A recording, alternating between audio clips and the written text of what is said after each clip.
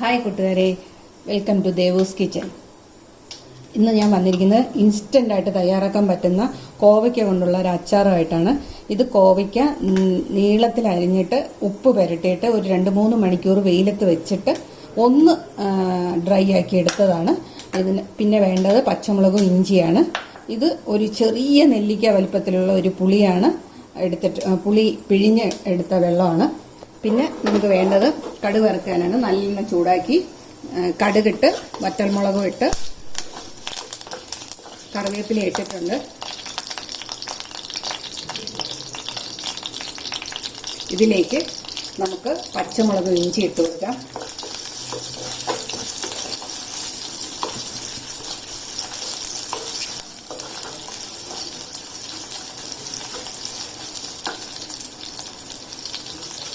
ഇത് നന്നായിട്ട് വഴറ്റുക.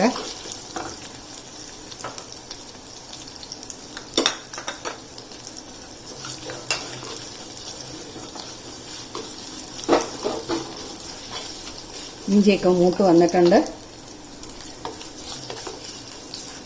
അതിലേക്ക് നമുക്ക് ഈ കോവയ്ക്ക് ഇട്ട് കൊടുക്കാം. എന്നിട്ട് അതും ഒന്ന് നന്നായിട്ടൊന്ന് വഴറ്റണം.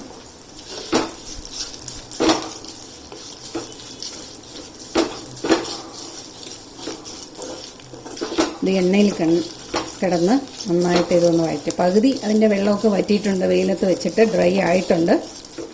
ബാക്കിയും കൂടെ നമുക്ക് ഈ എണ്ണയിലിട്ട് നന്നായിട്ടൊന്ന് വഴറ്റാം.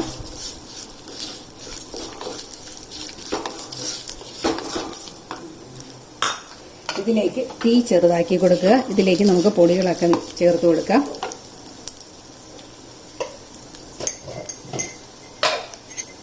മുളക് പൊടിയാണ് വേണ്ടത്. നിങ്ങളുടെ എരിവിനനുസരിച്ച് ഞാൻ പറയുന്ന അളവിൽ മാറ്റം വരും. ഞാനിപ്പോൾ ഒരു 2 സ്പൂണ് മുളക് പൊടിയാണ് ഇട്ട് കൊടുക്കുന്നത്.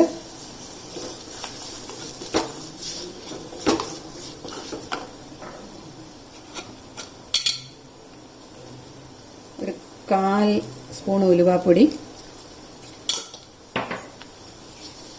ഏകദേശം ഒരു 1/4 സ്പൂണ് കായം ഇതിട്ടിട്ട് എല്ലാം നന്നായിട്ട് അതിൻ്റെ പച്ചമണമൊക്കെ ഒന്ന് മാറുന്ന വരെ നന്നായിട്ടൊന്ന് വഴറ്റി കൊടുക്കുക.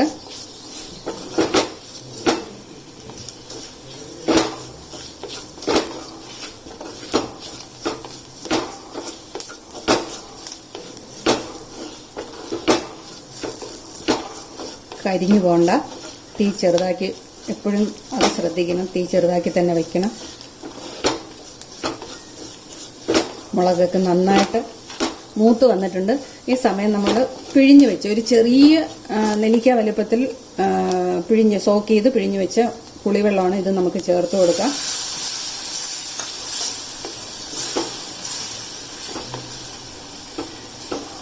ഈ സമയത്ത് നമ്മൾ ഉപ്പൊന്ന് നോക്കണം.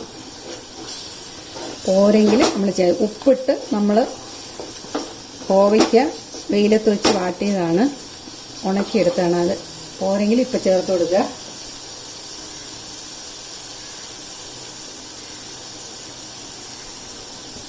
ഇതിലുപ്പ് കുറവാണ്.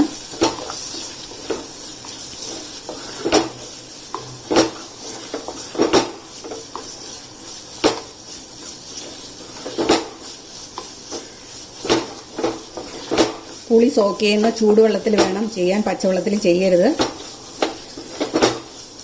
ചൂടുവെള്ളത്തിൽ പുളി സോക്ക് ചെയ്ത് വെച്ച വെള്ളമാണ് ഞാൻ ഒഴിച്ചത്.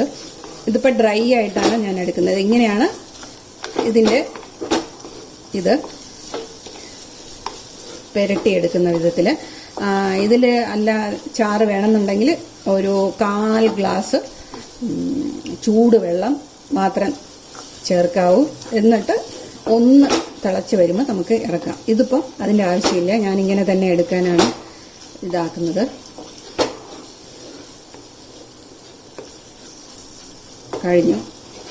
വളരെ പെട്ടെന്ന് ഇൻസ്റ്റന്റ് കോവയ്ക്ക അച്ചാർ റെഡി ആയിട്ടുണ്ട്. നോക്കൂ, വളരെ ക്രിസ്പിയാണ്, എന്നാൽ സോഫ്റ്റുമായിട്ട് കോവയ്ക്ക ഉണ്ട് അതിൽ. നമുക്കിത് സെർവിങ് ബൗളിലേക്ക് മാറ്റാം. അങ്ങനെ ഇൻസ്റ്റൻറ്റ് കോവയ്ക്ക അച്ചാർ റെഡി ആയിട്ടുണ്ട്. വളരെ പെട്ടെന്ന് ഒരു 5 മിനിറ്റ് കൊണ്ട് റെഡിയാക്കാൻ പറ്റുന്നതേ ഉള്ളൂ. ഏത് സീസണിലും കോവയ്ക്ക അവൈലബിൾ ആണ്. മാങ്ങയില്ലാത്ത സീസൺ, നെല്ലിക്ക ഇല്ലാത്ത സീസണൊക്കെ ഉണ്ടാവും. പക്ഷേ കോവയ്ക്ക എല്ലാ സമയത്തും നമുക്ക് കിട്ടുന്നതാണ്. അത് വെച്ച് നമുക്ക് പെട്ടെന്ന് തന്നെ ഒരു അച്ചാർ റെഡിയാക്കി എടുക്കാം. എല്ലാവരും ഒന്ന് ട്രൈ ചെയ്ത് നോക്കണം. വളരെ ടേസ്റ്റാണ്. അടുത്ത വീഡിയോയിൽ കാണുന്നവരെ എല്ലാവർക്കും നന്ദി, നമസ്കാരം.